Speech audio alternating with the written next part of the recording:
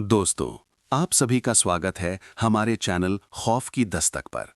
ये कहानी उत्तराखंड के महेश रावत ट्रक ड्राइवर की आप बीती है। मेरा नाम महेश रावत है। मैं पिछले 18 साल से ट्रक चला रहा हूँ। मैं असल में उत्तराखंड के पौड़ी गढ़वाल का रहने वाला हूँ, लेकिन ज़्यादातर समय सड़कों पर ही गुजरता है। मैंने राजस्थान की रेत भरी रातें देखी हैं, पंजाब के लंबे सीधे हाईवे देखे हैं और महाराष्ट्र के घने घाट भी पार किए हैं। लेकिन जो मैंने उत्तराखंड के पहाड़ी हाईवे पर देखा, वो आज तक मेरी नींद छीन लेता है। ये कहानी कोई बनावटी बात नहीं है। ये मेरी अपनी जिंदगी का वो हिस्सा है जिसे मैं चाहकर भी भूल नहीं पाया। ये बात नवंबर 2019 की है। सर्दी शुरू हो चुकी थी। मुझे ऋषिकेश से सीमेंट की बोरियां लेकर पिथौरागढ़ तक जाना था। रात का सफर था, क्योंकि पहाड़ों में दिन में ट्रैफिक ज्यादा रहता है और लैंडस्लाइड का खतरा भी होता है। रात को सड़कें खाली मिलती हैं। मैंने शाम 7 बजे ऋषिकेश से ट्रक निकाला। गंगा किनारे की ठंडी हवा चल रही थी। शुरू के कुछ घंटे सब नॉर्मल थे। एफएम रेडियो हल्की आवाज में बज रहा था और मैं अपनी स्टीयरिंग पर हाथ जमाए धीरे धीरे चढ़ाई चढ़ रहा था। जैसे जैसे मैं ऊपर पहाड़ों की तरफ बढ़ रहा था, हवा और ठंडी होती जा रही थी।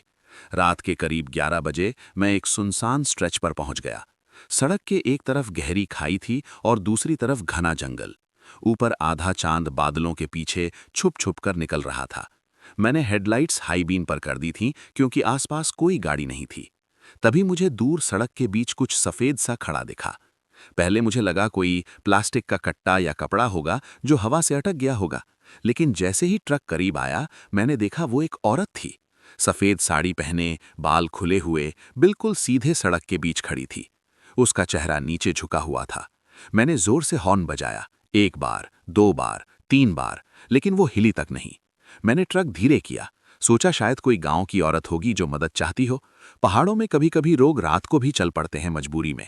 मैंने ट्रक उसके बिल्कुल पास रोका। इंजन चल रहा था। मैंने खिड़की से झुककर कहा, बहन जी साइड हो जाइए, रात का टाइम है। कोई जवाब नहीं। वो धीरे धीरे अपना चेहरा ऊपर करने लगी। उसका चेहरा देखते ही मेरे हाथ से स्टीयरिंग फिसल गई। उसकी आंखें बिल्कुल काली थीं, जैसे अंधेरा ही भरा हो अंदर। ना कोई सफेदी, ना कोई चमक, सिर्फ गहरा काला। और उसके होठों पर एक अजीब सी टेढ़ी मुस्कान थी। मेरे शरीर में एक ठंडी लहर दौड़ गई। मैंने तुरंत क्लच दबाया और ट्रक को थोड़ा साइड से निकलने की कोशिश की। लेकिन जैसे ही मैंने एक्सीलरेटर दबाया, इंजन बंद हो गया। पहाड़ों में ऐसा कभी कभी होता है, पर उस रात सब कुछ अलग लग रहा था। मैंने इग्निशन घुमाया, ट्रक स्टार्ट नहीं हुआ।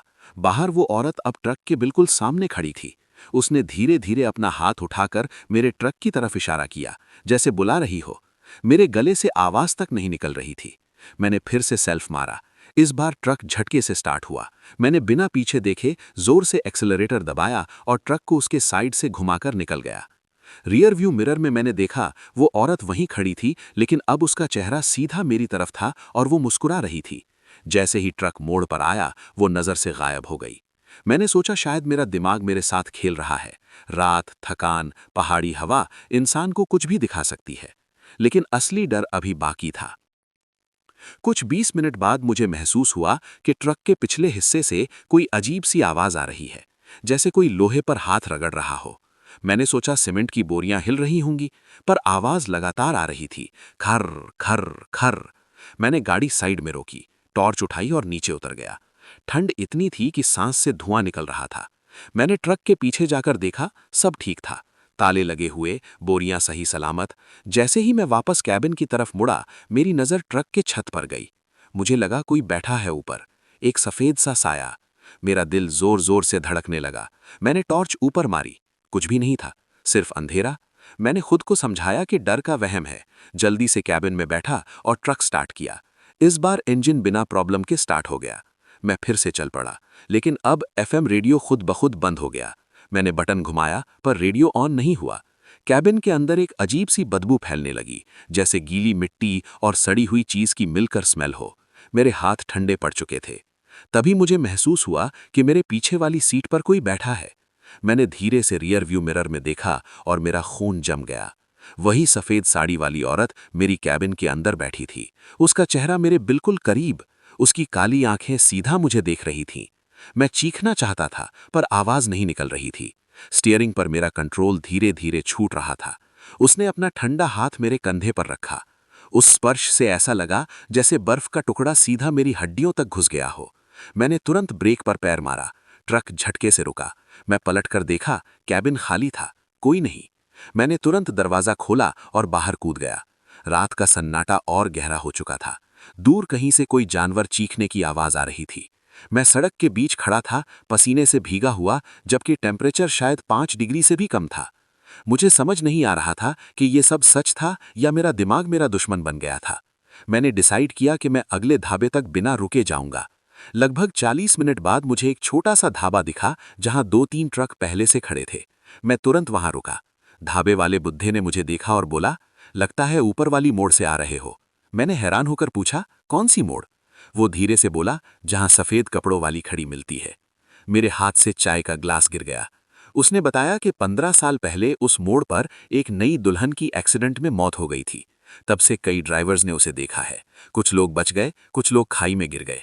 पुलिस ने कई बार इन्वेस्टिगेशन की, पर कभी कुछ साबित नहीं हुआ। उस रात मैं ढाबे पर ही रुक गया। नींद आई ही नहीं। सुबह जब मैं ट्रक चेक कर रहा था, मेरी नजर कैबिन के अंदर पड़ी। स्टीयरिंग के पास जहां उसने हाथ रखा था, वहां सफेद मिट्टी जैसी उंगलियों के निशान बने हुए थे। आज भी जब मैं उस रूट पर जाता हूं, उस मोड़ के पास हॉर्न बजाकर निकलता हूं। मैं नहीं जानता मैंने क्या देखा था, पर इतना जरूर जानता हूं, पहाड़ों की रात कभी कभी सिर्फ अंधेरी नहीं होती, वो जिंदा होती है। और शायद कुछ ऐसी रूहें हैं जो अपनी मंजिल तक कभी नहीं पहुंच पाईं और आज भी उन सड़कों पर भटक रही हैं। उस रात के बाद मैंने सोचा था कि शायद सब खत्म हो गया। मैंने खुद को समझा लिया था कि पहाड़ों का डर, अंधेरा, थकान और पुरानी कहानियां मिलकर इंसान के दिमाग के साथ खेल करती हैं। लेकिन मैं गलत था। असली कहानी तो उस रात के बाद शुरू हुई थी। सुबह करीब 6 बजे मैं ढाबे से निकला। सूरज की हल्की रोशनी पहाड़ों के पीछे से निकल रही थी। रात का डर थोड़ा हल्का लग रहा था।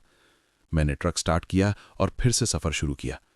दिन के टाइम सब कुछ नॉर्मल लगता है, वही सड़क, वही जंगल, लेकिन बिना अंधेरे के सब कम खौफनाक लगता है।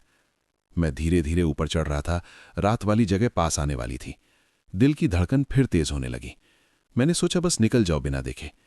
जैसे ही वो मोड़ आया, मैंने नजर झुकाकर सिर्फ रोड पर फोकस किया, हॉर्न बजाया और सीधा निकल गया। दिन के उजाले में वह कुछ भी अजीब नहीं था, ना कोई औरत, ना कोई साया। लेकिन जब मैं करीब आधा घंटा आगे बढ़ चुका था, मुझे एक अजीब बात महसूस हुई। मेरे ट्रक का लोड हल्का लग रहा था। स्टीयरिंग पे प्रेशर कम था, जैसे ट्रक खाली हो। मैंने सोचा शायद मेरा वहम है, पर जब मैंने ब्रेक लगाई तो ट्रक एक्सपेक्टेड से ज्यादा तेज रुक गया। मैंने तुरंत साइड में गाड़ी रोकी, नीचे उतरकर पीछे का गेट खोला। जो मैंने देखा उसने मेरी सांसों को रोक दिया। सीमेंट की कुछ बोरियां फटी हुई थीं और उन पर गीली मिट्टी जैसी चीज लगी हुई थी, जैसे किसी ने गीले हाथों से उन्हें पकड़ा हो। पर सबसे अजीब बात यह थी कि एक बोरी बिल्कुल कोने में अलग रखी थी, जैसे किसी ने जानबूझकर उसे साइड किया हो। मैंने आसपास देखा। जंगल खामोश था, हवा बिल्कुल बंद, सिर्फ दूर कहीं से पानी गिरने की आवाज आ रही थी। मैंने जल्दी से गेट बंद किया और ट्रक में वापस बैठ गया। दिल कह रहा था कि वापस मुड़ जाओ, लेकिन मालिक का माल था, डिलीवरी देनी ही थी। करीब दोपहर 2 बजे में पिथौरागढ़ पहुंच गया। गोडाउन पर माल उतारा गया। वहां के मजदूर ने मजाक में कहा, भैया ये मिट्टी कहां से ले आए, सीमेंट के साथ फ्री में? मैंने बस मुस्कुराने की कोशिश की, कुछ नहीं बोला। डिलीवरी देकर मैं शाम तक फ्री हो गया। प्लान था कि रात तक वापस नीचे की तरफ निकल जाऊं और बीच में किसी ढाबे पर रुक जाऊं। लेकिन दिल के अंदर एक अजीब सी बेचैनी थी। फिर भी रोजगार के लिए डर को दबाना पड़ता है। शाम 7 बजे मैं वापस उसी हाईवे पर था। इस बार ट्रक खाली था। पहाड़ों में खाली ट्रक और भी ज्यादा हिलता है। रात धीरे धीरे घनी होने लगी। मैंने एफएम रेडियो फिर ऑन किया। इस बार रेडियो चल रहा था। एक पुराना गाना बज रहा था। थोड़ा मन हल्का हुआ। जैसे ही मैं उस बदनाम मोड़ के करीब पहुंचा, हवा अचानक तेज चलने लगी। आसमान पर बादल छा गए। मैंने सोचा पहाड़ों का मौसम है, कब बदल जाए पता नहीं चलता। लेकिन फिर वही हुआ जो मैं दोबारा देखना नहीं चाहता था। दूर से वही सफेद साया नजर आया। इस बार वो सड़क के बीच नहीं, बल्कि रोड के साइड खड़ी थी। सिर झुका हुआ, बाल हवा में उड़ रहे थे। मेरा गला सूख गया। मैंने स्पीड कम नहीं की, सोचा सीधा निकल जाऊंगा। जैसे ही ट्रक उसके पास से गुजरा, उसने अपना चेहरा उठाकर सीधा मेरी तरफ देखा। इस बार उसकी आंखों में सिर्फ कालापन नहीं था, बल्कि उनमें से जैसे पानी बह रहा था। काला, गहरा, चिपचिपा पानी। मैंने एक्सीलरेटर और दबाया। ट्रक तेज भागने लगा, लेकिन रियर व्यू मिरर में मैंने देखा वो औरत सड़क पर नहीं थी। वो मेरे ट्रक के पीछे भाग रही थी, नंगे पांव। उसकी चाल इंसानी नहीं थी। वो जमीन को छुए बिना फिसलती हुई मेरे पीछे आ रही थी। मैंने कभी जिंदगी में इतनी तेज गाड़ी नहीं भगाई थी पहाड़ों में। हर मोड़ पर लग रहा था ट्रक खाई में गिर जाएगा, लेकिन डर ने मुझे पागल बना दिया था। अचानक एक तेज झटका लगा, ट्रक जोर से हिला। मैंने ब्रेक लगाई, गाड़ी रुक गई, इंजन बंद। मैंने डर के मारे पीछे देखने की हिम्मत नहीं की। कैबिन के अंदर फिर वही बदबू फैलने लगी, इस बार और तेज, जैसे सड़ी हुई लाश की स्मेल हो। फिर मुझे महसूस हुआ कोई मेरे कान के पास झुककर धीरे से बोल रहा है, तुम बच नहीं पाओगे। उसकी आवाज औरत की थी, लेकिन टूटती हुई, दो अलग अलग सुर में एक साथ। मैं जोर से चिल्लाया और इग्निशन घुमाया। ट्रक स्टार्ट नहीं हो रहा था। बाहर से हल्की सी थप थप की आवाज आने लगी, जैसे कोई कैबिन के दरवाजे पर उंगलियों से खटखटा रहा हो। थप थप थप। मैंने आंखें बंद कर ली। दिल से सिर्फ एक ही प्रार्थना निकल रही थी, भगवान बचा लो। लगभग 30 सेकंड बाद सब कुछ बिल्कुल चुप हो गया। ना आवाज, ना हवा, ना बदबू। मैंने धीरे से आंखें खोली। कैबिन नॉर्मल लग रहा था। मैंने फिर से सेल्फ मारा। इस बार ट्रक तुरंत स्टार्ट हो गया। मैंने हिम्मत करके रियर व्यू मिरर में देखा। सड़क बिल्कुल खाली थी। मैं बिना रुके सीधा नीचे तक आया। रात के करीब 1 बजे मैं एक पेट्रोल पंप पर रुका। वहां लाइट थी, लोग थे, थोड़ा सेफ महसूस हुआ। मैं वॉशरूम गया, मुंह पर पानी मारा। जब वापस आया और कैबिन का दरवाजा खोला, मेरी सांसें रुक गईं। पैसेंजर सीट पर गीली मिट्टी के निशान थे, बिल्कुल फ्रेश, जैसे कोई अभी अभी बैठकर उठा हो। और सीट के कोने पर एक छोटा सा सफेद कपड़े का टुकड़ा पड़ा था, बिल्कुल साड़ी के पल्लू जैसा। उस रात के बाद मुझे समझ आ गया था, ये सिर्फ एक मोड़ की कहानी नहीं थी, वो मेरे साथ आ चुकी थी। और शायद अब ये सफर सिर्फ सड़क का नहीं, बल्कि मौत के साथ एक लंबी दौड़ का था। उस सफेद कपड़े के टुकड़े को मैंने हाथ में उठाया तो मेरी उंगलियों में एक अजीब सी ठंडक दौड़ गई। कपड़ा गीला था, लेकिन उसमें से पानी नहीं बल्कि मिट्टी की गंध आ रही थी। मैंने तुरंत उसे बाहर फेंक दिया। दिल कह रहा था ट्रक छोड़कर भाग जाओ, लेकिन मैं 18 साल से स्टीयरिंग पकड़ रहा हूं, इतनी आसानी से हिम्मत नहीं हार सकता था। पेट्रोल पंप से निकलते वक्त मैंने पीछे मुड़कर एक बार और देखा। सब कुछ नॉर्मल लग रहा था। मैंने खुद को समझाया, शायद कोई मजाक हो, कोई आदमी छुपकर डरा रहा हो, लेकिन अंदर कहीं ना कहीं मैं जानता था जो हो रहा है वो इंसानी नहीं है। अगले 2 दिन मैं घर चला गया। पौड़ी के पास मेरा छोटा सा घर है, माँ, बीवी और एक 8 साल का बेटा। मैंने किसी को कुछ नहीं बताया, सिर्फ इतना कहा, सफर थोड़ा मुश्किल था, लेकिन रात को नींद नहीं आई। जैसे ही आंख लगती, वही सफेद साड़ी वाली औरत सपने में खड़ी मिलती, कभी सड़क पर, कभी मेरे कमरे के कोने में।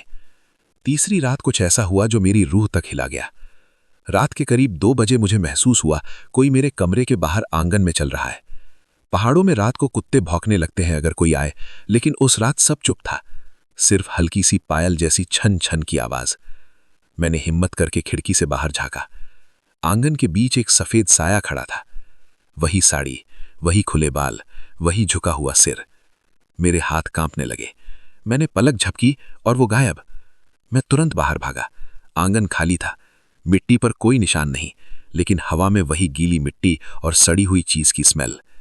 अब मुझे समझ आ गया था, वो सिर्फ हाईवे तक सीमित नहीं थी, वो मेरे साथ घर तक आ चुकी थी।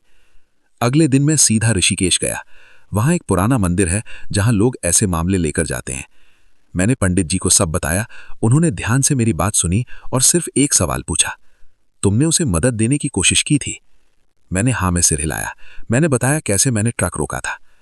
पंडित जी बोले, कभी कभी जो आत्मा अधूरी इच्छा के साथ मर जाती है वो मदद मांगती है, लेकिन हर मदद देने वाला बच नहीं पाता। उन्होंने मुझे एक धागा दिया और कहा इसे ट्रक के स्टीयरिंग पर बांध दो, और कहा उस मोड़ पर रुकना मत, नजर मिलाना मत। मैं धागा लेकर वापस आया। अगला ट्रिप फिर पहाड़ों का ही था। दिल डर रहा था, पर रोजी रोटी का सवाल था। मैंने स्टीयरिंग पर धागा बांध दिया। रात के करीब 10 बजे मैं फिर उस रूट पर था। इस बार मैंने रेडियो बंद रखा, सिर्फ इंजन की आवाज और टायर की घिसावट सुनाई दे रही थी। जैसे ही वो मोड़ पास आया, दिल की धड़कन तेज हो गई। और फिर इस बार वो औरत सड़क के बीच नहीं थी, सड़क के किनारे पेड़ के नीचे बैठी थी, सिर घुटनों पर झुका हुआ, जैसे रो रही हो। मैंने नजर झुकाकर सीधा निकलने की कोशिश की, लेकिन जैसे ही ट्रक उसके पास से गुजरा, कैबिन के अंदर टेम्परेचर अचानक गिर गया। शीशे पर हल्की सी बर्फ जमने लगी, सांस से धुआं निकलने लगा। फिर स्टीयरिंग खुद ब खुद हिलने लगी, जैसे कोई और भी उसे पकड़कर घुमा रहा हो। मैंने जोर लगाकर कंट्रोल किया, तभी मेरे कान के पास एक धीमी सी हंसी गूंजी। इस बार मैंने नजर उठाकर मिरर में देखा। गलती कर दी। वो मेरी पिछली सीट पर बैठी थी, लेकिन इस बार उसका चेहरा आधा जला हुआ था, जैसे एक्सीडेंट में जलकर काला पड़ गया हो। स्किन लटक रही थी, आंखें फिर भी वही काली। उसने धीरे से कहा, मुझे घर छोड़ दो। मेरा दिमाग सुन्न हो गया। मैंने जोर से ब्रेक मारा। ट्रक फिसलकर रोड के किनारे आ गया। बस 1 फुट और आगे होता तो सीधा खाई। मैं कैबिन से कूदकर बाहर आया। पैर कांप रहे थे। रात बिल्कुल सन्न थी। फिर मैंने देखा, रोड के साइड एक पुराना टूटा हुआ माइलस्टोन पड़ा था। उस पर धुंधला सा नाम लिखा था और नीचे साल, वही साल जो ढाबे वाले बुड्ढे ने बताया था, 15 साल पुराना एक्सीडेंट। तब मुझे एक अजीब बात याद आई। जब मैंने पहली बार उसे देखा था, उसने हाथ उठाकर इशारा किया था, शायद रोकने के लिए नहीं, शायद लिफ्ट के लिए। मुझे घर छोड़ दो। उसकी आवाज मेरे कान में गूंज रही थी। क्या वो सच में सिर्फ अपनी मंजिल तक पहुंचना चाहती थी, या फिर जो भी उसे घर छोड़ने की कोशिश करता वो कभी वापस नहीं आता? मैंने डर के बावजूद एक फैसला किया। अगले ट्रिप में मैं उस मोड़ पर रुकूंगा, और अगर वो फिर मिली तो मैं उससे पूछूंगा उसका घर कहाँ है। शायद यही तरीका हो इस डर को खत्म करने का। लेकिन दिल के किसी कोने में एक और आवाज थी, या शायद मैं खुद उसका अगला शिकार बनने वाला था। उस रात के बाद मैं 3 दिन तक हाईवे पर नहीं गया।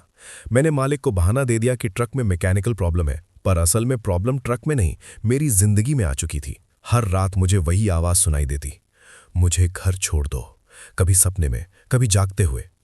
चौथी रात मैंने फैसला कर लिया, या तो ये सिलसिला खत्म होगा या मैंने ट्रक लिया और रात 9 बजे निकल पड़ा। स्टीयरिंग पर बंधा धागा अब भी था। मैंने मन ही मन प्रार्थना की और सीधा उसी रूट पर बढ़ गया। रात थोड़ी धुंधली थी। पहाड़ों पर हल्की फॉग थी जो हेडलाइट्स के सामने सफेद दीवार की तरह लग रही थी। जैसे ही वो बदनाम मोड़ करीब आया, मेरी सांसें तेज हो गई। इस बार मैंने स्पीड धीरे की। दिल जोर जोर से धड़क रहा था। और फिर वो वहां थी, सड़क के किनारे खड़ी, सिर झुका हुआ, बिल्कुल चुप। मैंने ट्रक उसके सामने रोक दिया। इंजन चल रहा था। कैबिन के अंदर सिर्फ मेरी सांस की आवाज। मैंने खिड़की से बाहर झुककर धीरे से कहा, तुम्हारा घर कहाँ है? हवा बिल्कुल बंद हो गई, जैसे वक्त रुक गया हो। वो धीरे धीरे अपना चेहरा उठाने लगी। इस बार उसका चेहरा पूरा जला हुआ नहीं था, आधा नॉर्मल, आधा काला पड़ा हुआ, आंखें वही गहरी काली। उसने अपना हाथ उठाकर आगे जंगल की तरफ इशारा किया। सड़क से थोड़ा नीचे एक पुरानी टूटी हुई पटरी जा रही थी जो अंधेरे जंगल में घुसती थी। मैंने पहले कभी ध्यान नहीं दिया था। दिल कह रहा था पागल मत बन, लेकिन मैं जैसे किसी और के कंट्रोल में था। मैंने ट्रक धीरे से उस पटरी पर मोड़ दिया। पटरी पतली थी, दोनों तरफ घना जंगल। ट्रक के टायर पत्थरों पर घिस रहे थे। कैबिन के अंदर टेम्परेचर फिर गिरने लगा। मेरे हाथ ठंडे पड़ रहे थे। रियर व्यू मिरर में देखा, वो अब कैबिन के अंदर नहीं थी, वो ट्रक के बोनेट पर बैठी थी। उसके बाल हवा में उड़ रहे थे और वो सीधा आगे देख रही थी, जैसे रास्ता दिखा रही हो। मेरा गला सूख चुका था। मैं बस ट्रक चला रहा था, बिना समझे कि मैं क्या कर रहा हूं। करीब 10 मिनट बाद पटरी एक पुराने जले हुए मकान के सामने खत्म हो गई। मकान सिर्फ दीवारों का ढांचा था, छत गिर चुकी थी, अंदर अंधेरा। ट्रक खुद ब खुद बंद हो गया। मैं कैबिन से बाहर उतर गया। पैर कांप रहे थे। रात बिल्कुल सन्न थी। वो औरत अब मकान के दरवाजे पर खड़ी थी। इस बार उसने पहली बार सीधा मुझसे बात की। उसकी आवाज टूटती हुई थी। यही मेरा घर? मैंने धीरे से पूछा। तुम यहां क्यों भटक रही हो? उसने अपना हाथ अपने गले पर रखा। वहां गहरा काला निशान था, जैसे किसी ने जोर से पकड़ा हो। फिर उसने सड़क की तरफ इशारा किया और अपनी आंखें बंद कर लीं। अचानक मेरे दिमाग में अजीब तस्वीरें चलने लगीं, जैसे कोई फिल्म। मैंने देखा 15 साल पहले की रात, एक नई दुल्हन, सफेद साड़ी, उसका पति ट्रक चला रहा था। दोनों का झगड़ा हो रहा था। पहाड़ों का वही मोड़, गुस्सा, स्टीयरिंग का कंट्रोल छूटा, ट्रक खाई में गिरा। लेकिन तस्वीर यहीं खत्म नहीं हुई। मैंने देखा एक्सीडेंट के बाद पति जिंदा था। उसने दुल्हन को बाहर निकाला। दुल्हन जिंदा थी लेकिन जख्मी। पति ने आसपास देखा, डर गया। Police, case, jail. और फिर उसने अपने हाथों से उसका गला दबा दिया। मेरा दिमाग झटके से वापस आया। सांस फूल रही थी। वो औरत मेरे सामने खड़ी थी, आंखों से काला पानी बह रहा था। सच किसी ने नहीं जाना, उसने कहा। मुझे समझ आ गया, वो सिर्फ एक्सीडेंट की आत्मा नहीं थी, वो धोखे और कत्ल की आत्मा थी। मैंने धीरे से कहा, मैं क्या कर सकता हूं? वो धीरे धीरे मेरे पास आई, इतनी करीब कि मुझे उसकी ठंडी सांस महसूस हुई। सच बाहर लाओ। अचानक जोर की हवा चली। मकान की दीवार से एक पुराना लोहे का बॉक्स गिरकर खुल गया। अंदर से कुछ कागज उड़े। मैं झुककर देखा। पुरानी तस्वीरें, एक शादी की फोटो, वही औरत, जिंदा, साथ में उसका पति। फोटो के पीछे नाम लिखा था। मैंने नाम पढ़ा और मेरा खून जम गया। वो नाम मेरा मालिक का था, वही मालिक जिसका ट्रक में चला रहा था। मेरा दिमाग घूम गया। मतलब जिस ट्रक को मैं चला रहा हूं, उसी ट्रक से 15 साल पहले उसकी मौत हुई थी। अचानक मुझे पीछे से आवाज आई, किसी के पैरों की आहट। मैं पलटा। अंधेरे से एक आदमी बाहर आया, मेरा मालिक। उसका चेहरा सफेद पड़ चुका था, आंखें डर से फटी हुई। तुम्हें यहां नहीं आना चाहिए था महेश, उसने धीरे से कहा। मेरे पैरों तले जमीन खिसक गई। क्या वो इतने सालों से सच छुपा रहा था? और सबसे बड़ा सवाल, वो इस वक्त यहां कैसे पहुंच गया? रात और गहरी हो चुकी थी और मुझे महसूस हो रहा था आज सच सामने आने वाला है, चाहे उसके लिए किसी को जिंदा रहना पड़े या मरना। मेरा मालिक अंधेरे से बाहर आया तो उसके हाथ कांप रहे थे। उसने एक पुरानी जैकेट पहनी हुई थी, जैसे जल्दी में निकला हो। मैंने हैरानी से पूछा, आप यहां कैसे? उसने सीधा जवाब नहीं दिया, बस इतना बोला, मैंने तुम्हें मना किया था उस मोड़ के पास रुकने से। मैंने कहा, आपने कब मना किया? आप तो कभी इस जगह का जिक्र भी नहीं करते। वो चुप रहा। उसकी नजर मेरे पीछे खड़ी उस औरत पर गई, लेकिन अजीब बात यह थी, जैसे वो उसे देख ही नहीं पा रहा, जैसे उसकी आंखों के लिए वो मौजूद ही ना हो। मैंने धीरे से कहा, आपको याद है 15 साल पहले क्या हुआ था? उसका चेहरा एकदम सफेद पड़ गया। पसीने की बूंदें उसकी गर्दन पर चमकने लगी, ठंडी रात में भी। एक्सीडेंट था, उसने तेज आवाज में कहा। सबको पता है एक्सीडेंट था। उस पल हवा में एक भयानक ठंडक फैल गई। मकान की टूटी चुकी दीवारों के बीच से हवा गूंज उठी। सफेद साड़ी वाली औरत मेरे पास से गुजरी और उसके बिल्कुल सामने जाकर रुक गई। मालिक का शरीर कांप उठा। ये ठंड अचानक, वो बोलते बोलते रुक गया। औरत ने अपना हाथ बढ़ाया और मालिक के गले के पास हवा में रुक गया। मालिक ने अचानक अपने गले को पकड़ लिया, जैसे किसी ने जोर से दबाया हो। महेश, कुछ करो, वो घुटती हुई आवाज में बोला। मैंने जोर से चिल्लाया, सच बोल दो, जो हुआ वो सब बता दो। उसकी आंखों से आंसू निकल आए। वो घुटनों पर गिर गया। हाँ, मैंने ही किया था। वो जिंदा थी। मैं डर गया था, सब बर्बाद हो जाता। मैंने उसका गला दबा दिया। जैसे ही उसने ये कहा, हवा एकदम रुक गई। औरत का चेहरा धीरे धीरे बदलने लगा। आधा जला हुआ हिस्सा धीरे धीरे साफ होने लगा। उसकी आंखों का कालापन हल्का हुआ।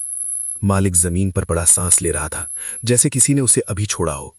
औरत मेरी तरफ मुड़ी। इस बार उसकी आंखों में गुस्सा कम था, दर्द ज्यादा। अब सच बाहर आ गया, उसने धीरे से कहा। मैंने देखा उसका शरीर हल्का सा धुंधला होने लगा, जैसे धुआं हवा में घुल रहा हो। मालिक रो रहा था। मुझे माफ कर दो, मैं डर गया था। औरत ने उसकी तरफ देखा। उसकी आवाज में ठंडी सख्ती थी। माफी इंसान देता है, मैं नहीं। अचानक जमीन जोर से हिली। पुराने मकान की दीवार का एक हिस्सा गिर गया। मालिक चीखा। मैंने उसे पकड़ने की कोशिश की, लेकिन जमीन के नीचे की मिट्टी धंस गई। एक पल के लिए सब कुछ धुंधला हो गया। जब मैंने होश संभाला, मैं जमीन पर पड़ा था। सुबह की हल्की रोशनी फैल रही थी। मकान का आधा हिस्सा गिरा हुआ था। मालिक कहीं नजर नहीं आ रहा था। मैंने जोर जोर से उसका नाम पुकारा, कोई जवाब नहीं। जहां वो घुटनों पर गिरा था, वहां मिट्टी धसी हुई थी और नीचे गहरी खाई जैसी दरार। पुलिस को इन्फॉर्म किया गया। ऑफिशियल रिपोर्ट में लिखा गया, रात को पुरानी इमारत गिरने से दुर्घटना। लेकिन मैं जानता हूं क्या हुआ था। उस दिन के बाद मैंने उस मोड़ पर सफेद साड़ी वाली औरत को नहीं देखा। न कैबिन में मिट्टी के निशान मिले, न बदबू आई। लेकिन कहानी यही खत्म नहीं होती, क्योंकि एक हफ्ते बाद जब मैं उसी रूट से वापस आ रहा था, उस मोड़ पर एक नया बोर्ड लगा हुआ था, accident prone area, drive slow. और उस बोर्ड के नीचे किसी ने सफेद पेंट से छोटा सा शब्द लिख दिया था, सच। मैं आज भी ट्रक चला रहा हूं, सड़कें वही हैं, पहाड़ वही हैं, लेकिन अब मैं जानता हूं कि कुछ रास्ते सिर्फ मंजिल तक नहीं ले जाते, कुछ रास्ते सच तक ले जाते हैं, और हर सच की कीमत होती है। मलिक की मौत को पुलिस ने पुरानी इमारत गिरने की दुर्घटना बताकर फाइल बंद कर दी। गांव वालों ने 2 दिन बाद की, फिर सब अपनी जिंदगी में लौट गए। ट्रक कंपनी अब मलिक के छोटे भाई के हाथ में आ गई। उसने मुझे काम पर रखा क्योंकि मैं पुराना और ईमानदार ड्राइवर था। सब कुछ ऊपर से नॉर्मल हो गया, लेकिन मेरे अंदर कुछ बदल चुका था।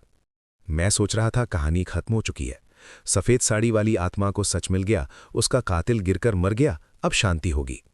लेकिन पहाड़ों की रात ने मुझे फिर गलत साबित कर दिया। 1 महीने बाद मुझे फिर उसी रूट पर सीमेंट लेकर जाना था। इस बार दिल में डर कम था। मैंने सोचा शायद सब ठीक हो गया है। रात 10 बजे मैं उस मोड़ के करीब पहुंचा। मैंने स्पीड धीरे की, सिर्फ देखने के लिए। सड़क खाली थी, ना कोई साया, ना कोई ठंडक, ना कोई अजीब आवाज। मैंने हल्की सी सुकून की सांस ली और आगे बढ़ गया। लेकिन जैसे ही मैं उस जगह से कुछ 2 किलोमीटर दूर पहुंचा, अचानक ट्रक के अंदर रेडियो खुद ब खुद ऑन हो गया। मैंने उसे छुआ भी नहीं था। स्टैटिक आवाज आई, फिर एक हल्की सी औरत की हंसी। मेरा दिल एक पल को रुक गया। फिर रेडियो बंद, कैबिन नॉर्मल। मैंने खुद को समझाया वायरिंग इशू होगा। पर असली बात तब शुरू हुई जब मैं अगले मोड़ पर पहुंचा। वहां सड़क के किनारे एक छोटा सा लड़का खड़ा था। उम्र लगभग 10-11 साल, रात के 11 बजे, पहाड़ों के बीच अकेला।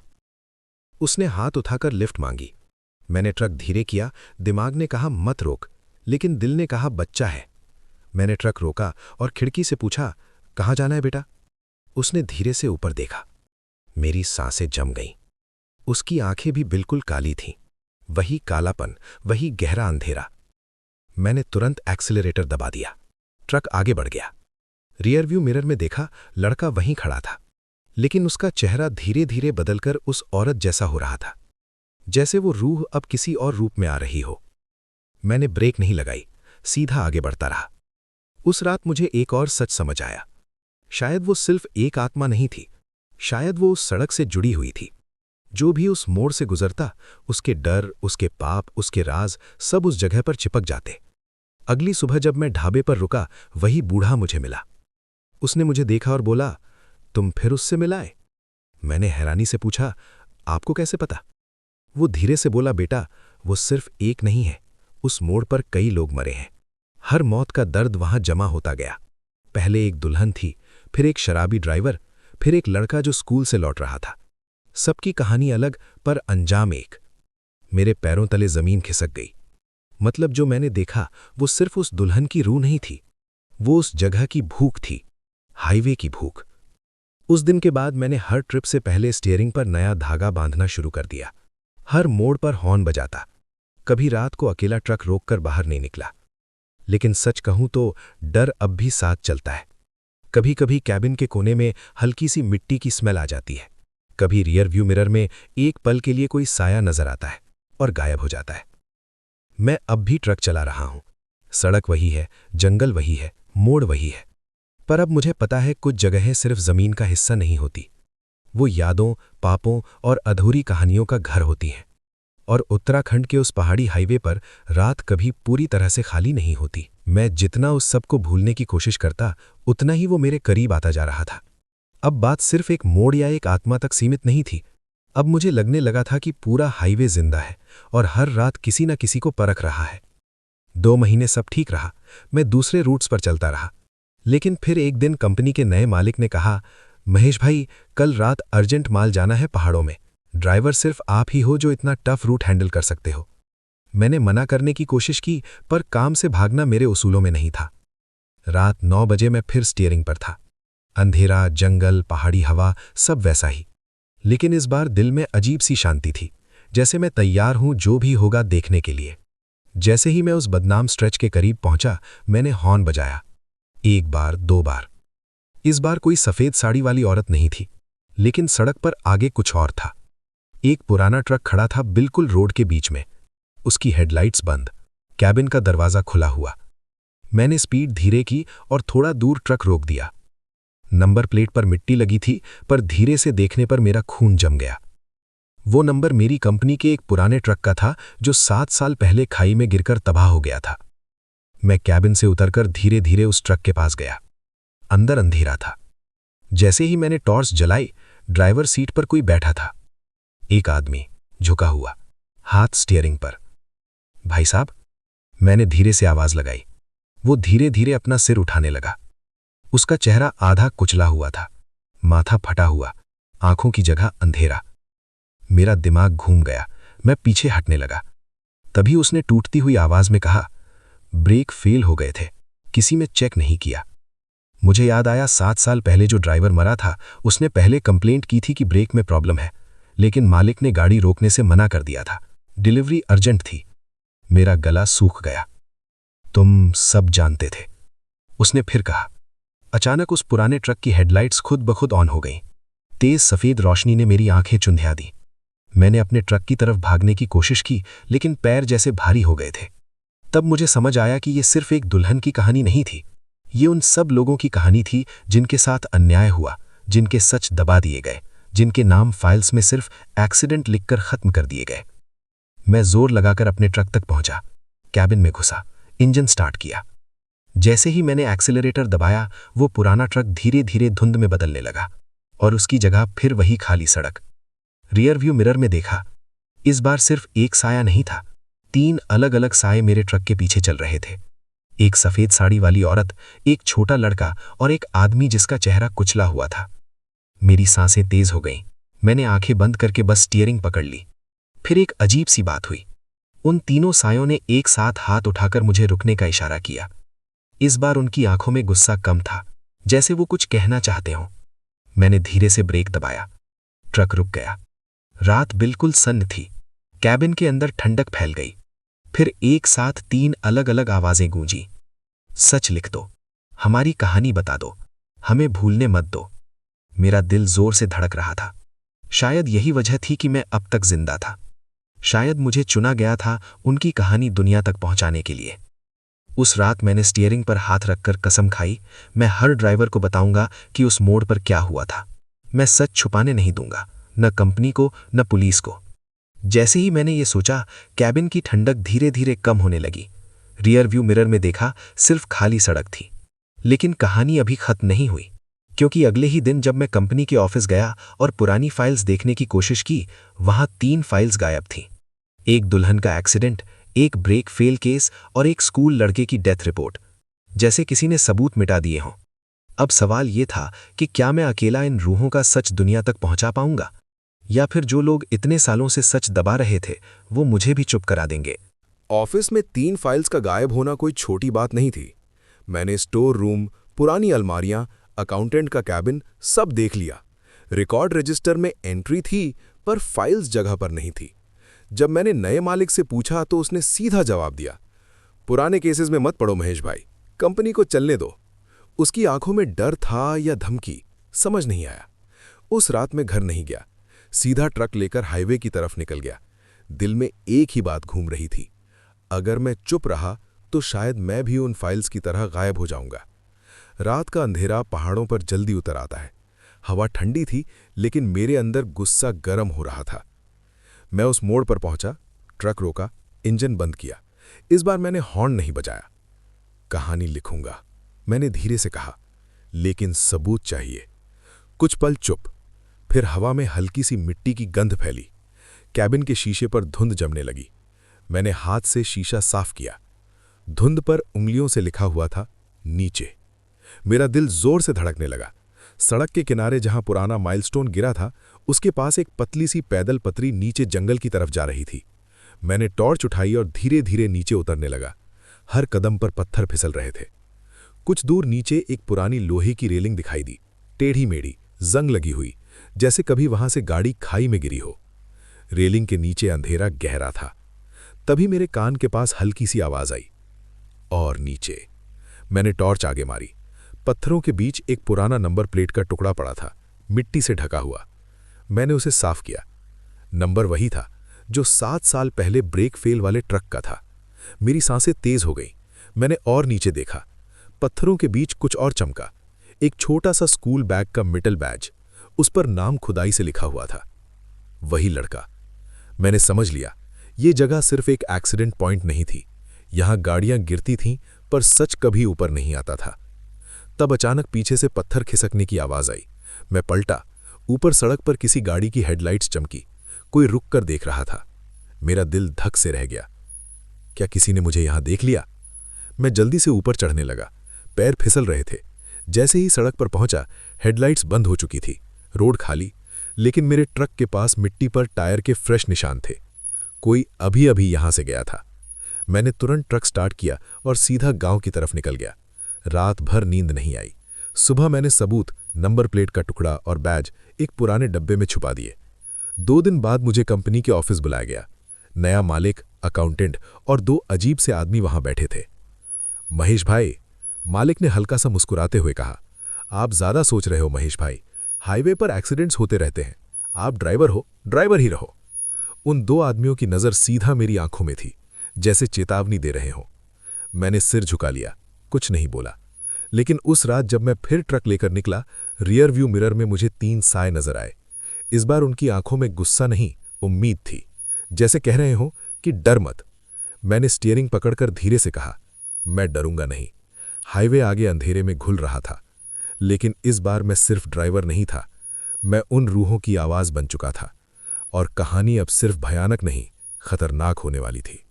उस दिन के बाद मैंने 2 जिंदगियां जीनी शुरू कर दी। दिन में मैं एक नॉर्मल ट्रक ड्राइवर था, रात को मैं सच ढूंढने वाला इंसान बन चुका था। मैंने चुपचाप पुराने ड्राइवरों से बात करनी शुरू की, ढाबे पर बैठकर कहानियां सुनता, पुराने एक्सीडेंट याद दिलाता। पहले लोग कतराते थे, फिर धीरे धीरे बोलने लगे। एक बुजुर्ग ड्राइवर ने बताया, ब्रेक फेल वाला केस एक्सीडेंट नहीं था, गाड़ी सर्विस के बिना भेजी गई थी। दूसरे ने कहा, स्कूल वाला लड़का रात को अकेला नहीं था, किसी ट्रक ने उसे टक्कर मारी थी, फिर भाग गया। हर कहानी में एक चीज कॉमन थी, रिपोर्ट में सच अधूरा था। मैंने सब लिखना शुरू किया, डेट, जगह, नाम, गवाह। मैंने अपने ट्रक के कैबिन में एक पुरानी डायरी छिपा दी। हर रात रूट पर जाता, मोड़ पर रुकता और धीरे से कहता, मैं लिख रहा हूं। अब अजीब चीजें कम डरावनी और ज्यादा स्पष्ट होने लगी थीं। कभी कभी फॉग में मुझे वो 3 साए नजर आते, दुल्हन, लड़का और वो ड्राइवर। लेकिन अब वो मुझे डराते नहीं थे, जैसे देख रहे हो कि मैं अपना वादा निभा रहा हूं। फिर एक रात सब बदल गया। मैं उस मोड़ से कुछ दूर था जब पीछे से एक ट्रक ने हाई बीम मारकर सिग्नल दिया। मैंने साइड दिया। ट्रक मेरे आगे आया और अचानक ब्रेक लगा दी। मुझे जोर से ब्रेक मारनी पड़ी। 2 आदमी उतरकर मेरे कैबिन तक आए। उनमें से एक वही आदमी था जो ऑफिस में बैठा था। बहुत लिख रहे हो आजकल, उसने धीरे से कहा। क्या मतलब? उसने मेरी शर्ट पकड़कर कहा। हाईवे पर ज्यादा हीरो बनने की जरूरत नहीं। उन्होंने मेरी कैबिन तलाशी ली, डायरी मिल गई। मेरा दिल डूब गया। उन्होंने डायरी पलटी। अंधेरे में उनके चेहरे सख्त हो गए। ये सब बंद करो, वरना तुम भी एक्सीडेंट फाइल बन जाओगे। उन्होंने डायरी अपने ट्रक में फेंकी और चले गए। मैं स्टीयरिंग पकड़कर कुछ पल चुप बैठा रहा। सारी मेहनत गई, सबूत गायब, धमकी अलग। तभी कैबिन के अंदर फिर वही ठंडक फैली। रियर व्यू मिरर में देखा। इस बार सिर्फ 3 नहीं, और भी साए थे, जैसे पूरा हाईवे मेरे पीछे खड़ा हो। मैंने धीरे से कहा, अब क्या करूं?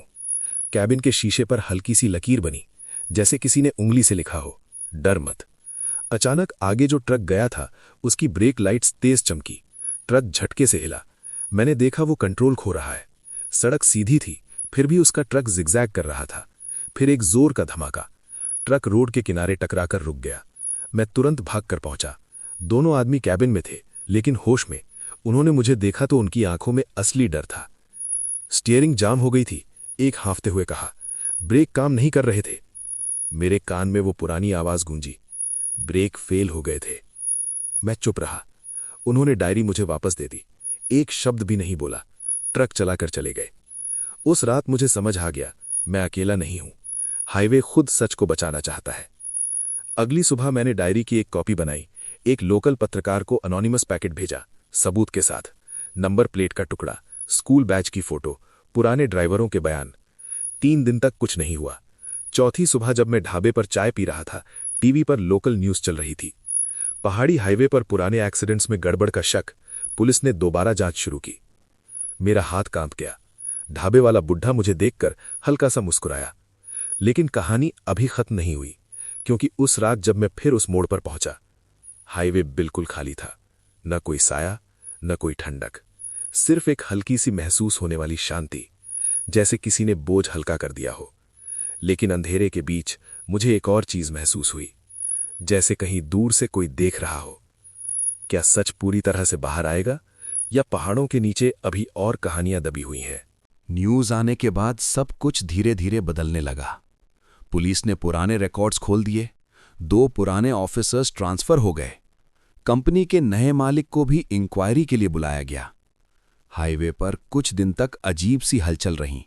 मीडिया के लोग आए, फोटोज लिए, लोगों से बात की। मैं दूर से सब देख रहा था। मैंने अपना नाम कहीं नहीं दिया। न मैं हीरो बनना चाहता था, न निशाना। लेकिन रात अब भी मेरी थी। जांच शुरू होने के बाद 3 रात तक मैं उस मोड़ से गुजरा। सब नॉर्मल, कोई साया नहीं, कोई ठंडक नहीं। मैंने सोचा शायद उन रूहों को अब शांति मिल रही है। चौथी रात सब कुछ फिर बदल गया। मैं खाली ट्रक लेकर नीचे की तरफ आ रहा था। रात का करीब 12 बजे का वक्त था। फॉग हल्की थी। मैंने हॉर्न बजाया और मोड़ पर धीरे से आगे बढ़ा। अचानक सड़क के बीच एक आदमी खड़ा दिखा। इस बार सफेद साड़ी वाली औरत नहीं, एक आदमी, पुलिस की पुरानी यूनिफॉर्म जैसी ड्रेस में। मैंने ब्रेक लगा दी। वो आदमी धीरे धीरे मेरी तरफ चलने लगा। जैसे ही हेडलाइट्स उसके चेहरे पर पड़ी, मेरी सांसें अटक गईं। वो उन पुराने ऑफिसर्स में से एक था जिसका नाम न्यूज़ में आया था। लेकिन वो तो जिंदा था, या शायद वो मेरे ट्रक के बिल्कुल सामने आकर रुक गया। उसका चेहरा सफेद, आंखें खाली। उसने धीरे से कहा, सच खोलने का मतलब ये नहीं कि सब साफ हो गया। मेरा दिल तेज धड़कने लगा। अभी और है। उसकी आवाज हवा में गूंज गई। फिर एक पल में वो गायब। सड़क फिर खाली। मैंने ट्रक आगे बढ़ाया, लेकिन दिल में एक नया डर पैदा हो गया। क्या अब उन लोगों की बारी थी जो सच दबा रहे थे, या उन लोगों की जो सच को बाहर ला रहे थे? अगली सुबह खबर आई, वही पुराना ऑफिसर रात को अपने घर में हार्ट अटैक से मर गया। मेरा खून ठंडा पड़ गया। क्या मैंने उसकी रूह देखी थी, या वो रात को यहां आया था और फिर मरा? उस दिन मुझे समझ आया, हाईवे सिर्फ बेगुनाह रूहों का घर नहीं है। ये जगह इंसाफ करती है, अपने तरीके से। उस रात में फिर उस मोड़ पर रुका। हवा बिल्कुल शांत थी। मैंने धीरे से कहा, क्या अब सब खत्म हो गया? कुछ पल चुप, फिर हल्की सी पायल की आवाज। मैं पलटा। सफेद साड़ी वाली औरत कुछ दूर खड़ी थी, लेकिन इस बार उसका चेहरा शांत था। आंखें काली नहीं, नॉर्मल। उसने हल्का सा सिर झुकाया, जैसे शुक्रिया कह रही हो। मेरी आंखों में आंसू आ गए। अब तुम आजाद हो? मैंने पूछा। वो धीरे से मुड़कर जंगल की तरफ चलने लगी, जैसे धुंध में घुल रही हो। इस बार उसके साथ न लड़का था न ड्राइवर, सिर्फ वो। और फिर कुछ भी नहीं। रात वैसी ही रह गई। मैं ट्रक में बैठकर काफी देर तक चुप रहा। लग रहा था कहानी सच में खत्म हो गई है। लेकिन जब मैं वापस कैबिन में बैठा और इग्निशन घुमाया, तो स्टीयरिंग पर बंधा धागा खुद ब खुद टूटकर जमीन पर गिर गया। मैंने उसे उठाया, और तब मुझे महसूस हुआ कैबिन के पीछे वाली सीट पर कोई बैठा है। मैंने धीरे से रियर व्यू मिरर में देखा। इस बार कोई सफेद साड़ी नहीं, एक छोटा लड़का, वही काली आंखें। वो धीरे से मुस्कुराया और बोला, अब मेरी बारी है। रियर व्यू मिरर में उस छोटे लड़के की काली आंखें चमक रही थीं। उसकी मुस्कान सीधी नहीं, टेढ़ी थी, बिल्कुल उस दुल्हन की तरह जब मैंने उसे पहली बार देखा था। मेरे हाथ स्टीयरिंग पर जम गए। दिल जोर जोर से धड़क रहा था। मैंने धीरे से पूछा, तुम क्या चाहते हो? कैबिन के अंदर ठंडक फैल गई। शीशे पर हल्की सी धुंध जमने लगी। लड़का पीछे वाली सीट पर सीधा बैठा था, पैर लटकाकर। उसकी आवाज हल्की पर टूटती हुई की, मुझे घर नहीं, सच चाहिए। मैंने हिचकिचाते हुए पूछा, तुम्हारे साथ क्या हुआ था? अचानक मेरे दिमाग में तस्वीरें चलने लगी। मैं सड़क पर था, रात थी, बारिश हो रही थी। एक स्कूल का लड़का रोड क्रॉस कर रहा था। दूर से एक ट्रक तेज स्पीड में आ रहा था। ड्राइवर फोन पर था, ब्रेक लेट लगे, धमाका। लड़का सड़क पर गिरा, जिंदा था।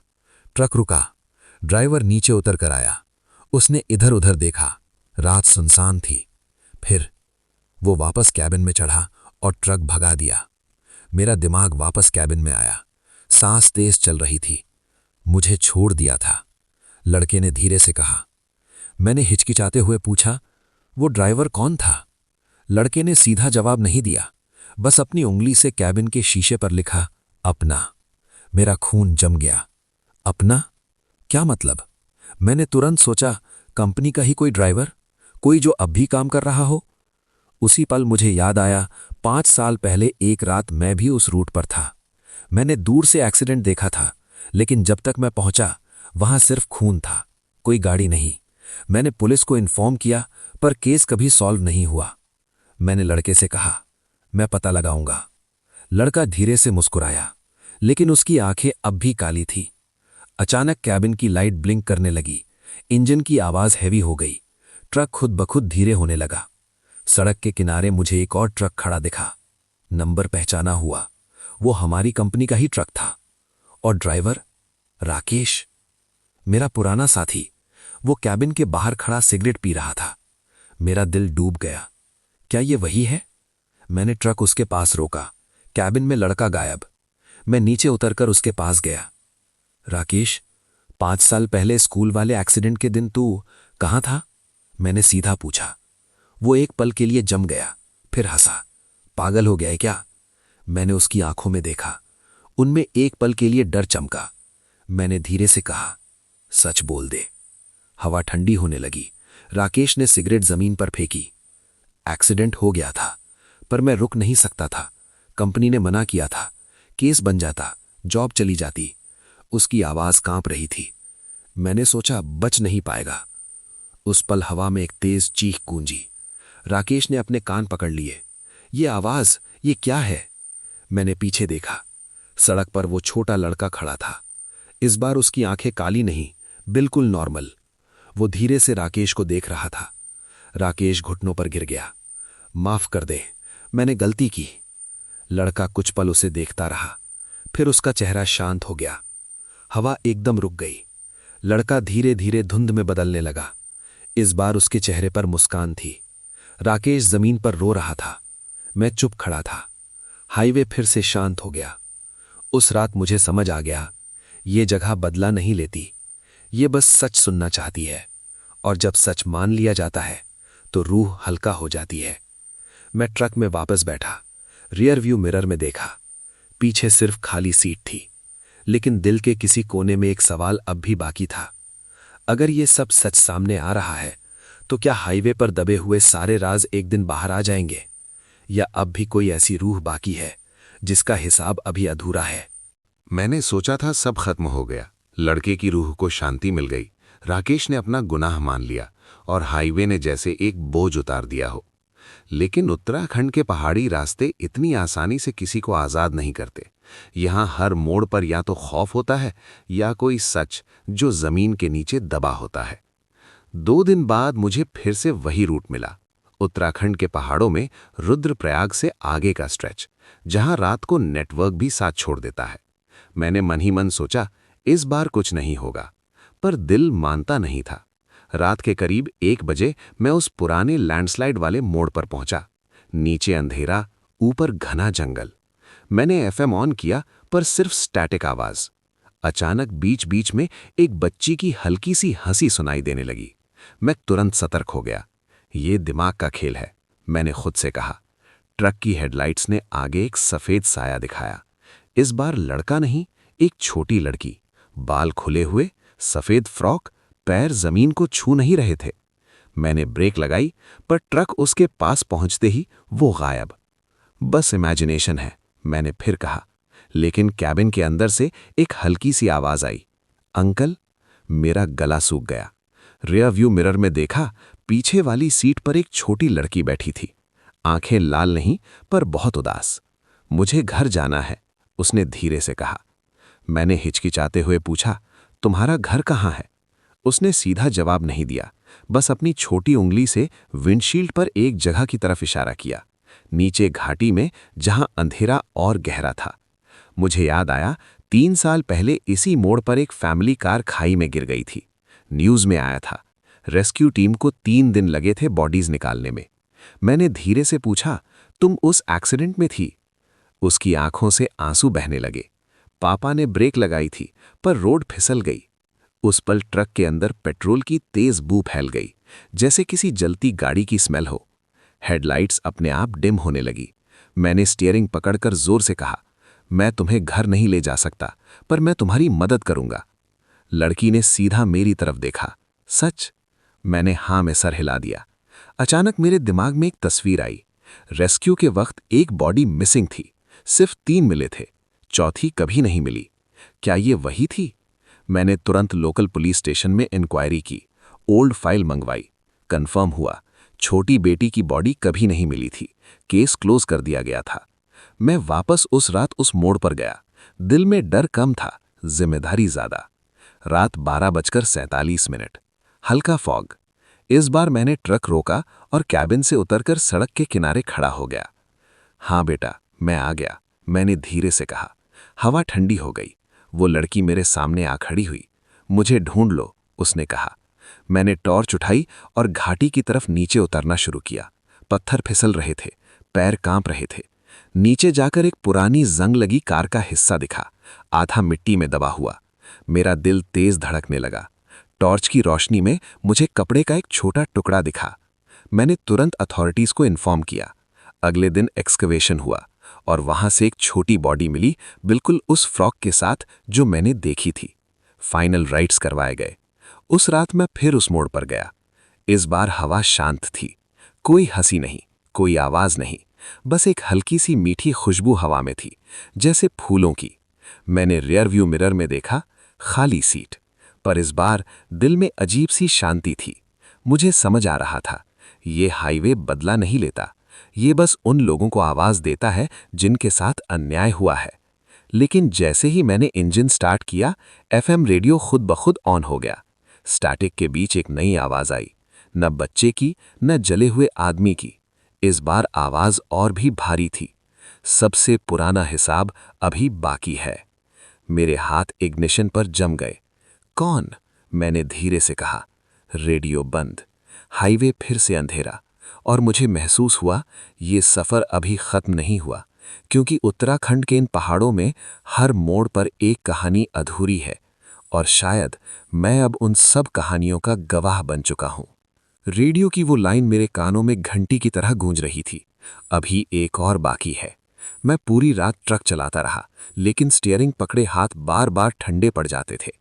मैंने सोचा था 2 रूहों को शांति मिल चुकी है, लेकिन शायद ये सिलसिला मेरे साथ ही जुड़ चुका है। अगले हफ्ते मुझे फिर से पहाड़ी रूट मिला, इस बार श्रीनगर से आगे का स्ट्रेच, जो देवप्रयाग की तरफ जाता है। नीचे गहरी खाई, ऊपर सीधा पहाड़, और बीच में पतली सी सड़क जहां रात को सिर्फ हेडलाइट्स ही जिंदगी का एहसास दिलाती हैं। रात 2 बजे के करीब मैं एक पुराने लोहे के पुल पर पहुंचा। नीचे अंधेरे में 2 नदियों का संगम था। पानी की आवाज तेज थी। मैंने ट्रक धीरे किया क्योंकि पुल थोड़ा हिला हुआ लग रहा था।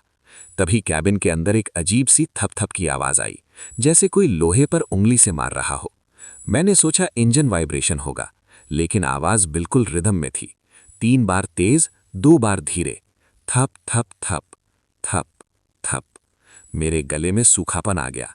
मैंने रियर व्यू मिरर देखा, सीट खाली। फिर आवाज कैबिन के रूफ से आई, जैसे कोई ऊपर बैठा हो। मैंने ब्रेक लगाई और ट्रक पुल के बीच में रोक दिया। बाहर अंधेरा, नीचे पानी की गरज। मैं हिम्मत करके नीचे उतरा। हवा में सर्दी थी, लेकिन पसीने की बूंदें मेरी गर्दन से बह रही थीं। ट्रक के ऊपर टॉर्च मारी, कुछ नहीं। लेकिन जब मैंने कैबिन का दरवाजा खोला, अंदर डीजल की तेज बू फैल चुकी थी, बिल्कुल वैसी जैसे किसी टैंकर से लीक हो रहा हो। तब मुझे याद आया, 7 साल पहले इसी पुल पर एक ऑयल टैंकर फट गया था। ड्राइवर और क्लीनर दोनों जलकर मर गए थे। एक्सीडेंट का रीजन कभी क्लियर नहीं हुआ था। मैंने धीरे से कहा, कौन है? कैबिन के कोने से हल्की सी खांसी की आवाज आई। मैंने टॉर्च घुमाई। पैसेंजर सीट पर एक आदमी बैठा था। चेहरा आधा जला हुआ, कपड़े काले पड़ चुके, आंखें सफेद पर बिना पुतली के। मेरा जिस्म सुन्न हो गया। उसने सीधा मुझे देखा और भारी खुरदुरी आवाज में बोला, ब्रेक फेल नहीं थे। मेरे पैर लरस गए। फिर मैंने मुश्किल से पूछा, उन्होंने किया था? उसने कहा, और अपनी जली हुई उंगली से नीचे की तरफ इशारा किया, जैसे पुल के गिरदर्स की तरफ। अचानक मेरे दिमाग में एक तस्वीर चमकी।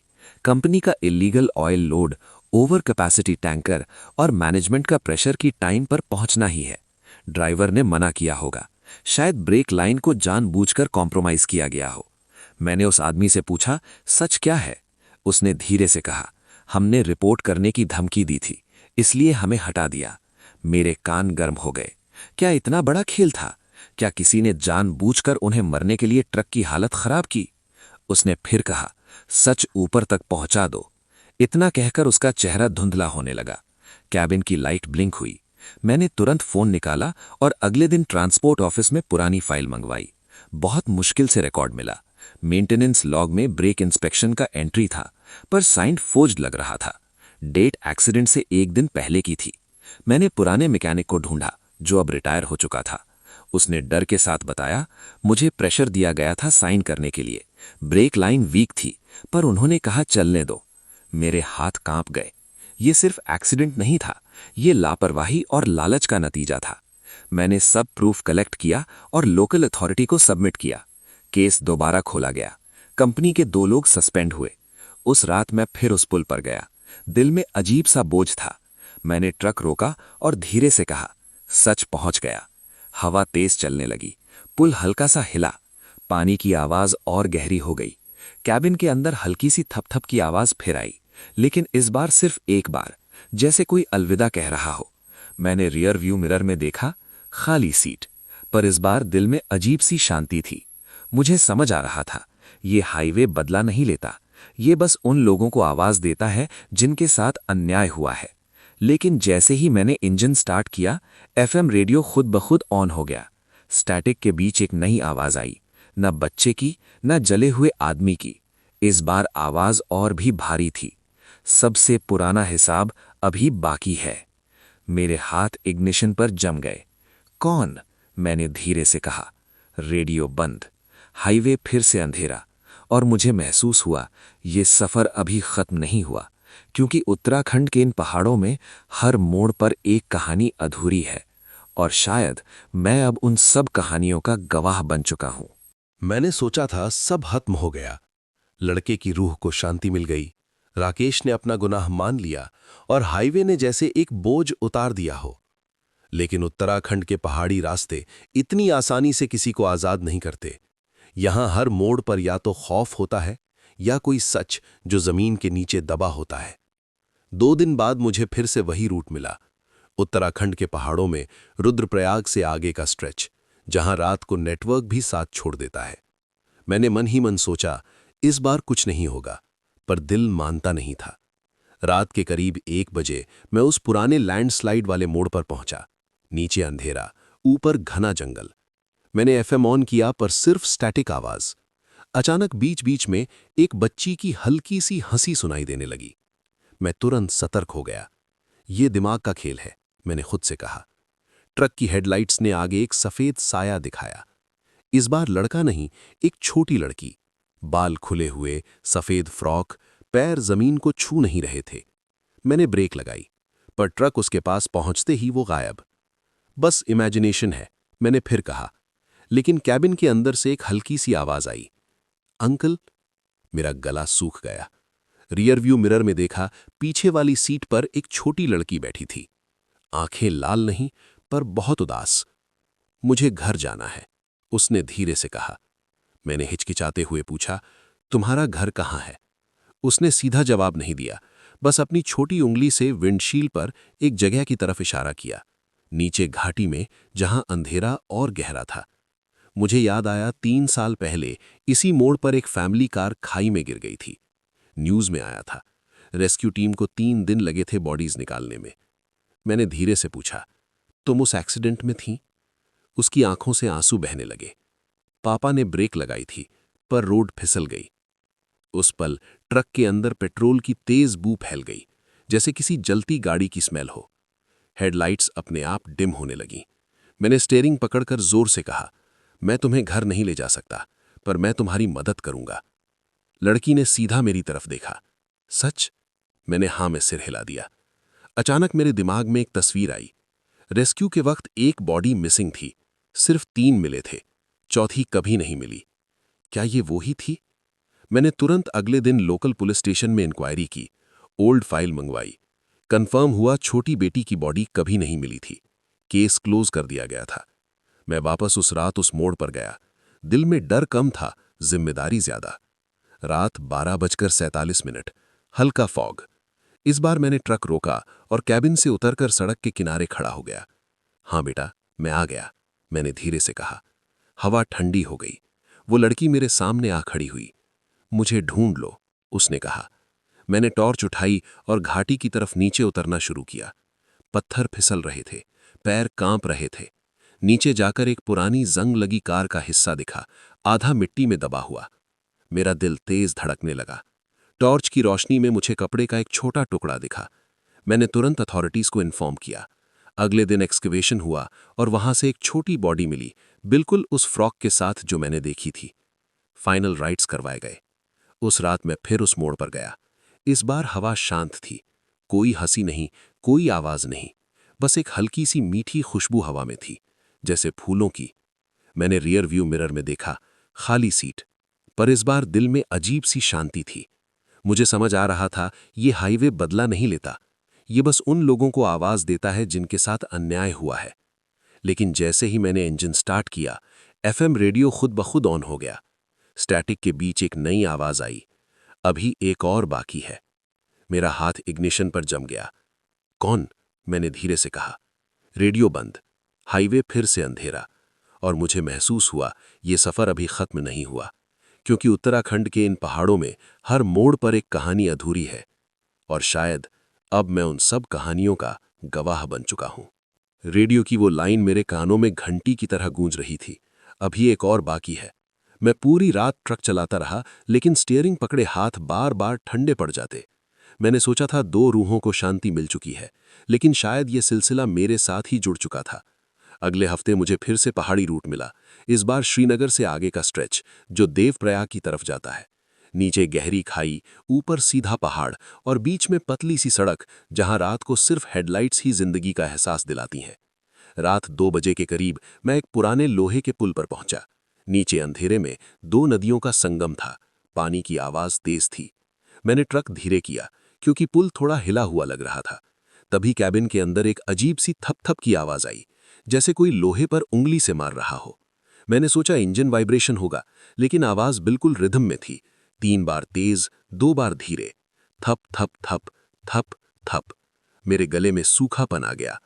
मैंने रियर व्यू मिरर देखा, सीट खाली थी। फिर आवाज कैबिन की रूफ से आई, जैसे कोई ऊपर बैठा हो। मैंने ब्रेक लगाई और ट्रक पुल के बीच में रोक दिया। बाहर अंधेरा, नीचे पानी की गरज। मैं हिम्मत करके नीचे उतरा। हवा में सर्दी थी, लेकिन पसीने की बूंदें मेरी गर्दन से बह रही थीं। ट्रक के ऊपर टॉर्च मारी, कुछ नहीं। लेकिन जब मैंने कैबिन का दरवाजा खोला, अंदर डीजल की तेज बू फैल गई थी, बिल्कुल वैसी जैसे किसी टैंकर से लीक हो रहा हो।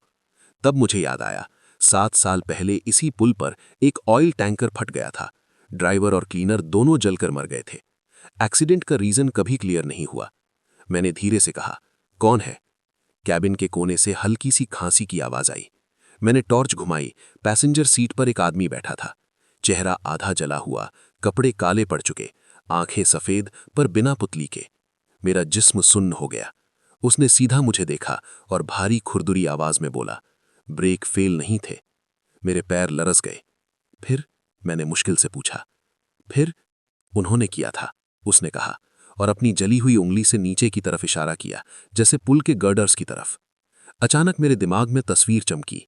कंपनी का illegal oil load, over capacity tanker और मैनेजमेंट का प्रेशर कि टाइम पर पहुंचना ही है। ड्राइवर ने मना किया होगा, शायद ब्रेक लाइन को जानबूझकर कंप्रोमाइज किया गया हो। मैंने उस आदमी से पूछा, सच क्या है? उसने धीरे से कहा, हमने रिपोर्ट करने की धमकी दी थी, इसलिए हमें हटा दिया। मेरे कान गर्म हो गए। क्या इतना बड़ा खेल था?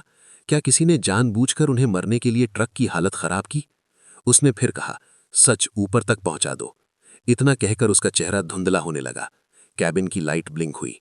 मैंने तुरंत फोन निकाला और अगले दिन ट्रांसपोर्ट ऑफिस में पुरानी फाइल मंगवाई। बहुत मुश्किल से रिकॉर्ड मिला। मेंटेनेंस लॉग में ब्रेक इंस्पेक्शन का एंट्री था, पर साइन फॉर्ज्ड लग रहा था। डेट एक्सीडेंट से 1 दिन पहले की थी। मैंने पुराने मैकेनिक को ढूंढा, जो अब रिटायर हो चुका था। उसने डर के साथ बताया, मुझे प्रेशर दिया गया था साइन करने के लिए। ब्रेक लाइन वीक थी, पर उन्होंने कहा चलने दो। मेरे हाथ कांप गए। ये सिर्फ एक्सीडेंट नहीं था, ये लापरवाही और लालच का नतीजा था। मैंने सब प्रूफ कलेक्ट किया और लोकल अथॉरिटी को सबमिट किया। केस दोबारा खोला गया। कंपनी के 2 लोग सस्पेंड हुए। उस रात मैं फिर उस पुल पर गया। दिल में अजीब सा बोझ था। मैंने ट्रक रोका और धीरे से कहा, सच पहुंच गया। हवा तेज चलने लगी, पुल हल्का सा हिला, पानी की आवाज और गहरी हो गई। कैबिन के अंदर हल्की सी थप-थप की आवाज फिर आई, लेकिन इस बार सिर्फ एक बार, जैसे कोई अलविदा कह रहा हो। मैंने रियर व्यू मिरर में देखा, पैसेंजर सीट खाली थी, डीजल की बू गायब। मैंने इंजन स्टार्ट किया, ट्रक स्मूथली चल पड़ा, पर जैसे ही मैं पुल क्रॉस कर रहा था, रेडियो खुद ब खुद ऑन हो गया। स्टैटिक के बीच एक नई आवाज आई, न बच्चे की, न जले हुए आदमी की। इस बार आवाज और भी भारी थी। सबसे पुराना हिसाब अभी बाकी है। मेरे हाथ फिर से ठंडे पड़ गए। सबसे पुराना? मैंने अपने आप से पूछा, क्या ये सब कहानियां इसी हाईवे से जुड़ी हैं या मेरे साथ? मैंने पिछले सालों के अपने सफर याद किए। क्या मैंने कभी भी कोई ऐसी गलती की थी जो मैंने भुला दी हो? स्टीयरिंग पकड़े पकड़े मेरी उंगलियां सूख गईं। मुझे महसूस हुआ कि ये सफर अब सिर्फ रूहों को शांति देने का नहीं है, बल्कि मेरे अपने अतीत का सामना करने का है। और अगर सबसे पुराना हिसाब मेरा ही हुआ तो क्या? रात और गहरी हो चुकी थी। पहाड़ चुप थे, लेकिन उनकी खामोशी में एक चेतावनी छिपी हुई थी। और मुझे लगने लगा था, अगला मोड़ सिर्फ एक और कहानी नहीं, बल्कि मेरा इम्तिहान होने वाला है। रेडियो की वो लाइन मेरे दिमाग में बार बार घूम रही थी। सबसे पुराना हिसाब अभी बाकी है। मैं जितना उसे इग्नोर करने की कोशिश करता, उतना ही वो मेरे अंदर गहरा उतरता जा रहा था। मैंने अपने 12 साल के ड्राइविंग करियर के हर रूट को याद करना शुरू किया, हर एक्सीडेंट, हर ब्रेक, हर मोड़। लेकिन एक याद थी जो मैं हमेशा ढकेल देता था। ऋषिकेश से आगे का पुराना फॉरेस्ट स्ट्रेच जो नरेंद्र नगर की चढ़ाई पर पड़ता है। 7 साल पहले की बात है। तब मैं नया नया परमानेंट ड्राइवर बना था। कंपनी का प्रेशर अलग ही लेवल पर था। डिलीवरी लेट हुई तो सैलरी कट।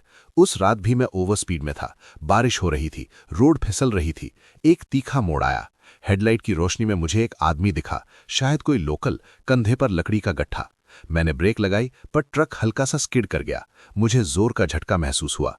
मैं रुका, नीचे उतरकर देखा, रोड खाली, बस साइड के झाड़ियों में हल्की सी हरकत।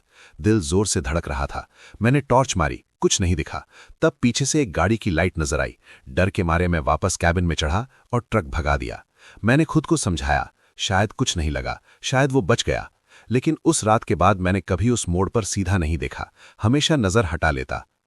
अब जब रेडियो ने सबसे पुराना हिसाब कहा तो मेरी सांसें तेज हो गई। क्या वो वही था? मुझे फिर से वही रूट मिला। रात का वक्त, बारिश की हल्की बूंदें, पहाड़ों पर फॉग लटक रहा था। जैसे ही मैं उस मोड़ के पास पहुंचा, ट्रक अपने आप धीरे होने लगा। इंजन की आवाज भारी हो गई। एफएम बंद हो गया। कैबिन में एक अजीब सी मिट्टी और गीली लकड़ी की स्मेल फैल गई। मैंने रियर व्यू मिरर देखा। इस बार कोई बच्चा नहीं, कोई जला हुआ आदमी नहीं, बस एक परछाई। कैबिन के कोने में एक आदमी खड़ा था, कंधे पर लकड़ी का गट्ठा, कपड़े गीले, चेहरा अंधेरे में। मेरा गला सूख गया। मैंने जानबूझकर नहीं किया। मेरी आवाज टूट गई। वो धीरे से आगे बढ़ा।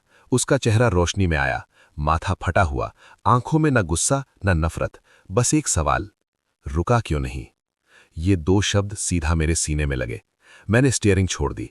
डर गया था, जॉब चली जाती, केस हो जाता, मैं कमजोर पड़ गया। कैबिन का टेम्परेचर और ठंडा हो गया। उसने कहा, मैं जिंदा था। मेरी आंखों से आंसू निकल गए, पैर कांपने लगे। मुझे लगा शायद कुछ नहीं हुआ। वो आदमी धीरे से पैसेंजर सीट पर बैठ गया। 3 घंटे मैं वहीं पड़ा रहा। हर शब्द मेरे अंदर चाकू की तरह घुस रहा था। 3 घंटे, मतलब अगर मैं रुकता तो शायद वो बच जाता। मैं टूट चुका था। मैं क्या करूं? बता दो, मैं क्या करूं? उसने सीधा जवाब दिया, सच बोल। अगले दिन मैंने पुलिस स्टेशन जाकर पुरानी मिसिंग पर्सन फाइल चेक करवाई। उस डेट पर एक लोकल आदमी मिसिंग रिपोर्ट हुआ था।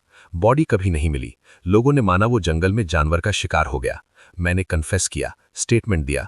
इन्वेस्टिगेशन रीओपन हुई। फॉरेस्ट एरिया में सर्च हुआ। कुछ हड्डी के टुकड़े मिले, कपड़े के पुराने हिस्से, डीएनए मैच हुआ। गांव वालों को सच पता चला। उनके चेहरे पर गुस्सा भी था, पर ज्यादा दर्द। मैंने उनके सामने हाथ जोड़कर माफी मांगी। मैं जेल जा सकता था, लेकिन क्योंकि मैंने खुद कन्फेस किया और प्रूफ दिया, केस नेग्लिजेंस में कन्वर्ट हुआ। फाइन लगा, लाइसेंस टेम्पररी सस्पेंड हुआ। उस रात मैं फिर उस मोड़ पर गया। बारिश रुक चुकी थी, हवा शांत थी। मैंने ट्रक रोका और कैबिन में अकेला बैठा रहा। कुछ देर बाद वो आदमी सामने खड़ा दिखा। इस बार उसका चेहरा शांत था, माथा साफ, आंखें नॉर्मल। उसने बस एक बार हाँ में सिर हिलाया, फिर धीरे धीरे धुंध में घुल गया। कैबिन की गीली लकड़ी वाली स्मेल गायब हो गई। मैंने रियर व्यू मिरर देखा, खाली सीट। पर इस बार दिल हल्का था और बोझ भी। मुझे समझ आ गया था कि हाईवे पर जो रूहें थीं, वो बदला नहीं चाहती थीं, वो सिर्फ सच चाहती थीं। लेकिन जैसे ही मैंने इग्निशन टर्न किया, डैशबोर्ड पर एक नई चीज चमकी। ओडोमीटर खुद ब खुद 00000 दिखाने लगा, जैसे सफर रीसेट हो गया हो। रेडियो खुद ऑन हुआ। इस बार आवाज मेरी ही अपनी थी। अब असली रात शुरू होती है। मेरा खून जम गया। अगर सब हिसाब पूरे हो चुके हैं तो अब कौन सी रात बाकी है? और सबसे बड़ा सवाल, क्या अब मैं सिर्फ गवाह हूं या अब मैं खुद किसी और कहानी का हिस्सा बनने वाला हूं?